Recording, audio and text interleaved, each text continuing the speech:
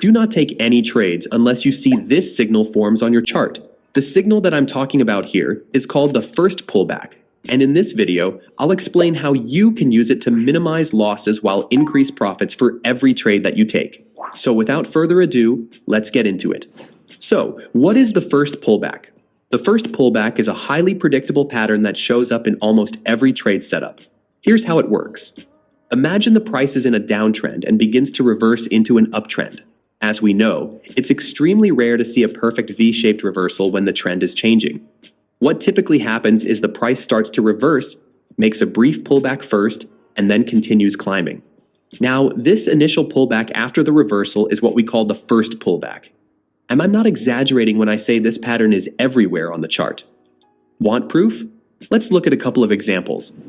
Take a look at this Bitcoin 4-hour chart. The price was in a downtrend and reversed upwards.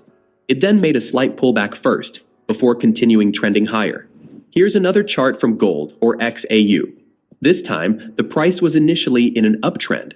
Then it began to reverse downwards, but it made a slight pullback first, before continuing downwards. Here's a chart from Apple stock. The price started off trending downwards. It then reversed upwards, made a pullback, and resumed upwards.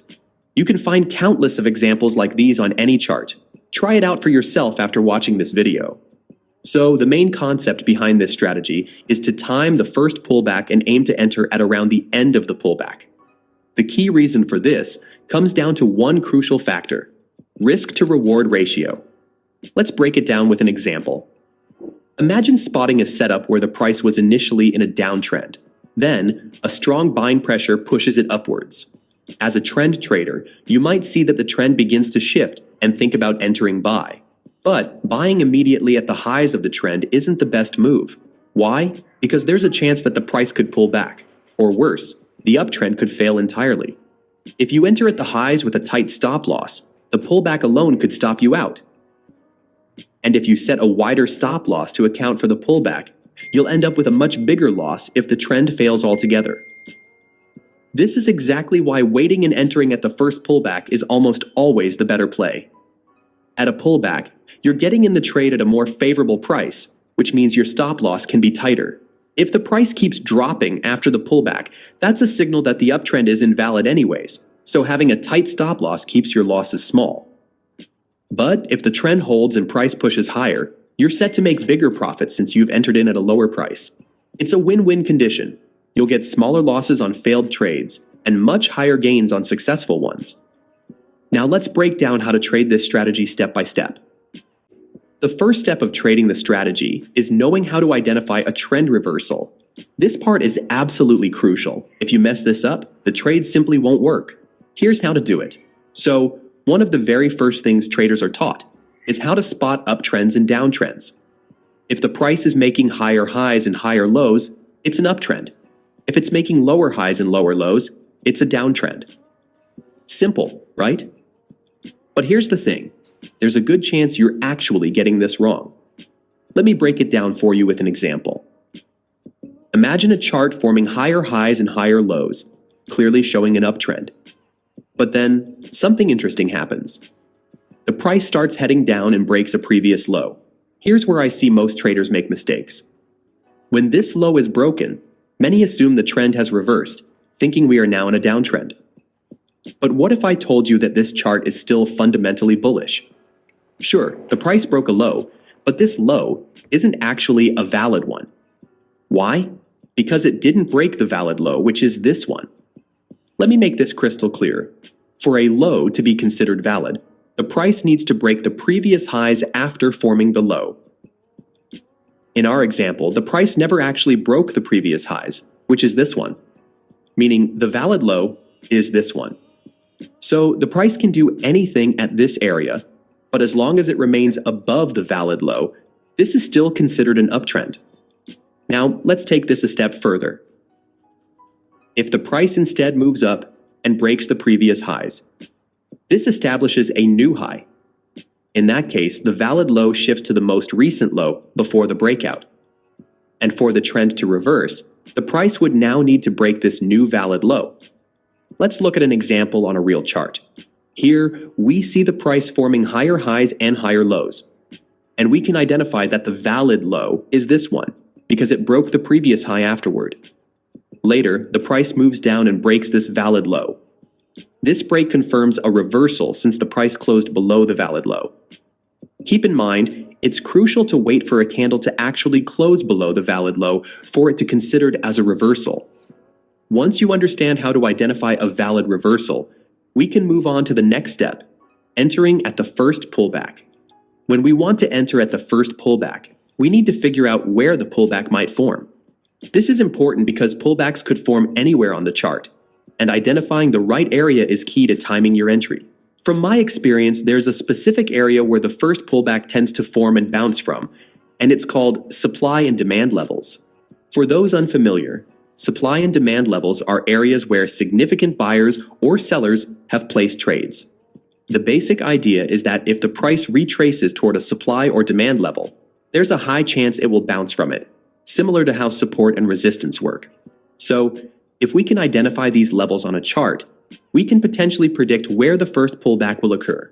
The easiest way to identify supply and demand zones is by looking at the area right before a sharp price move. For example, if the price makes a sharp move upwards, the area before the rise is called a demand level. Similarly, if the price makes a sharp move downwards, the area right before that drop is called a supply level. Returning to our original example, you can spot this impulsive downwards move. To mark the supply zone, highlight the last candle before the impulsive move happened, which is this one. Use a rectangle tool to draw the zone from the candle's high to its low. This marked area becomes your supply zone. Once you've identified a supply zone, you can place a sell order at the bottom of the supply level, set your stop loss slightly above the supply level, and target a take profit level at 2 times the size of your stop loss. Alternatively, you can aim for the previous lows as your profit target. Now, let me clarify something. With this strategy, you're not entering the market at the current price. Instead, you're setting a limit order at your desired entry price, along with your stop loss and take profit levels. Once everything is set, just leave it alone and let the price do its thing. The trade only activates if the first pullback happens and the price hits your entry point. Like in this example, the price comes back, hits our sell entry, and bounces from the supply level, giving us a nice profit. But keep in mind, when using this strategy, there will be times when you've placed an order, but the price keeps moving without triggering your entry, and that's totally fine. Since no trade is triggered, you don't lose any money. The key here is to only take trades that perfectly aligns with our trading plan. If it doesn't, don't force it. Just stay patient and wait for the next opportunity. Let's look at another example. Again, the first step is to spot a trend reversal, and in this setup, we noticed the price was in a downtrend and then started moving upward. But look closely. On this particular move, price didn't give us any clear lower highs or lower lows to mark, as the drop happens in one straight swing. So, how can we tell if this upwards move counts as a reversal when there are no clear highs or lows to identify? This is where trend indicators come into play.